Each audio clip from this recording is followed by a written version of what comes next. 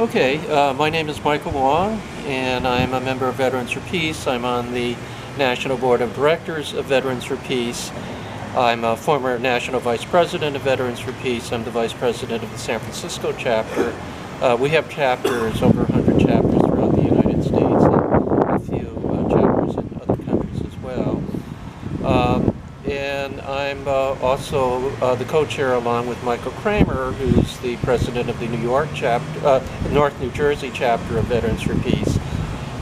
He and I co-chair the Veterans for Peace China Working Group, which focuses on issues between the United States and China. And I'm also a co-founder of Pivot to Peace, which is a coalition of the peace community and the Chinese community, focusing on U.S.-China issues as well. So basically my story is back in the late 60s, I was in high school in San Francisco. I was born and raised in San Francisco. And at Galileo High School, I was in Junior ROTC Reserve Officers Training Corps, a program run by the U.S. Army, which teaches basic military doctrine and skills and history, and is essentially a recruiting tool for the U.S. military. I was in for the 3 years that I was in high school. I graduated as a first lieutenant in charge of a rifle company. And at that time I was very much into believing in my country, believing in the U.S. military, and believing in what our government said.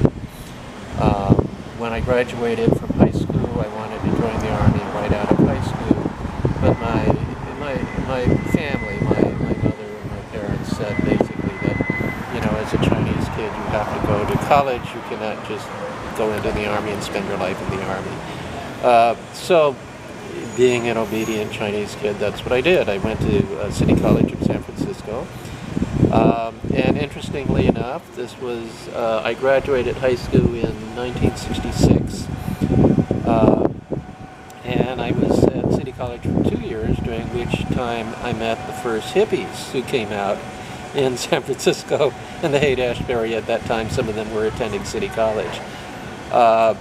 And they introduced me to a whole different worldview of, you know, human rights, civil rights, peace. They started to talk about a lot of what was going on in Vietnam. They were telling us that there were atrocities committed there, that the war was illegal. And I, by the end of my 2 years, I was kind of in a confused state in terms of my political beliefs. You know, I had learned one thing in high school and then another thing in college.